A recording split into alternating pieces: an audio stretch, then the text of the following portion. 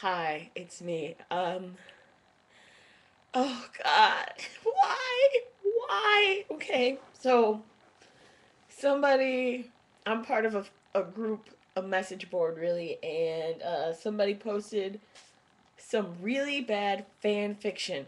What is it about fan fiction that some of you do not know how to get? I realize some of you are sinking your teeth into the fan fiction. You're like, I don't know what I'm doing. I've been there. I was there. Like, I was there when I was 13, 14, and then I read it and I burned it and deleted it. Thank God.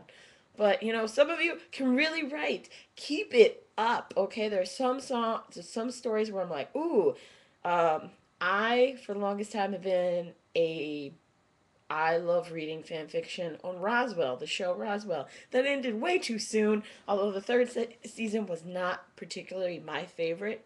I know some people that loved the third season. For me, I loved, I mean, well, during the time, I liked the first season, second season, I loved. Third season was okay. But after going over it and everything and rewatching it, I realized, wow, the first season really punched me in the gut. So I'm finding myself reading fan fiction from Roswell, the show that ended in 2000 and what, three, four, maybe five. Um, so yeah. Oh, and I have the series finale on VHS along with the season finale, the series finale of season three, and then I have season two on VHS as well. I have no idea where those tapes are. I gotta go and look. But it's just some of you, oh God, some of you with your writing just gets me. And I realize fan fiction is not for everyone. I personally love fan fiction when it's between two characters who don't exist, two people that don't exist. Either they've existed because, or I can't say they've existed, but they're not real. That's what I mean. They're not real. Like my second one that I love reading is Harry Potter.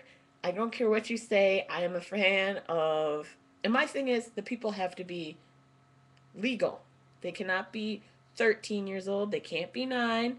To me, it has to be someone who is legal. So I go by the states. The states version of legal is 18 and over. So I purposely try to look for fan fiction that has characters 18 and older. Not 16, not 17.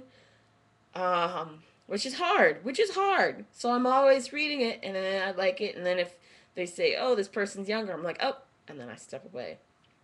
Um I am a fan of Hermione and Ron. I am a fan of Hermione and Snape. I am a fan of Harry and Draco for some damn reason. I'm even a fan of Ron and Pansy. Yeah, there's some out there. Pansy Parkinson, there's some out there where they're just messed up and they fall together and you're like, ooh, I could see them working.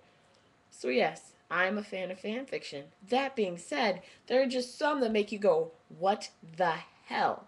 Okay, so my what the hell moment has been seeing that there's actual fan fiction of real life people.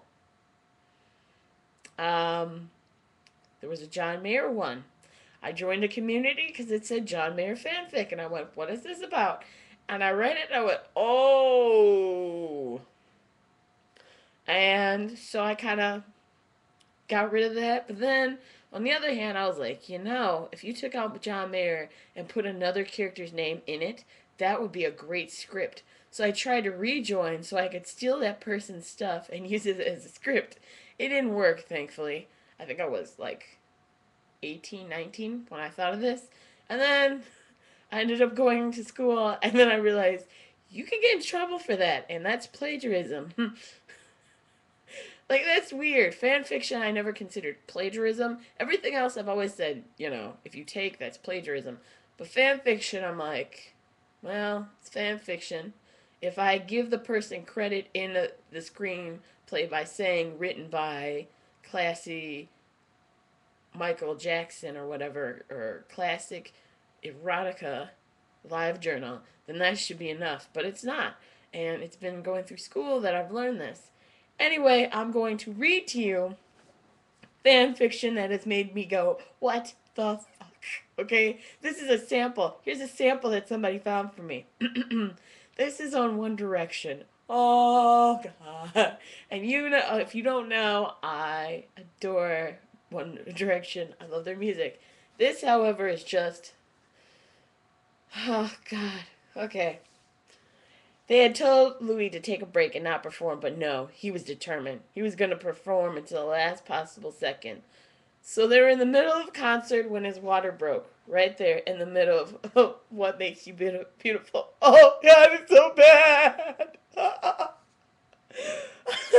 Niall looked over at his boyfriend and ran to him. Are you okay? No, it fucking hurts, Louis yelled, not realizing the microphone's still on, so his voice echoed around the arena.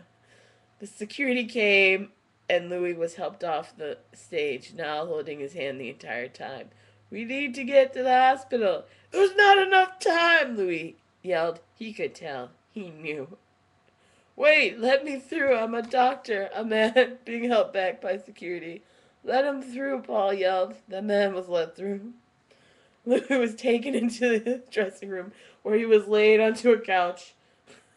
The doctor was let in and got everyone to go get the supplies he needed.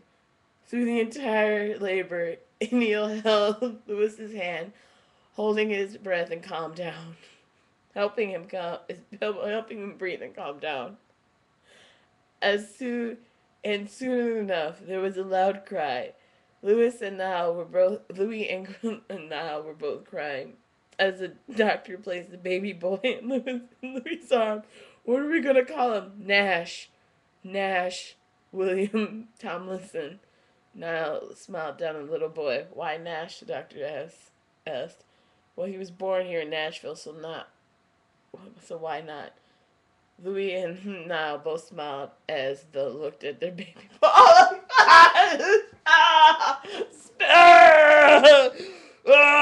Grammar Nazi mad! Hulk smash computer! People, come on! If you're gonna write a story, for the love of goodness gracious, please check it. Have somebody read it so you can tell. They can tell you if it makes sense or if it doesn't. So you don't make shit like this that makes me upset. This is ridiculous. Oh my gosh, you people, this is ridiculous. Come on now. God.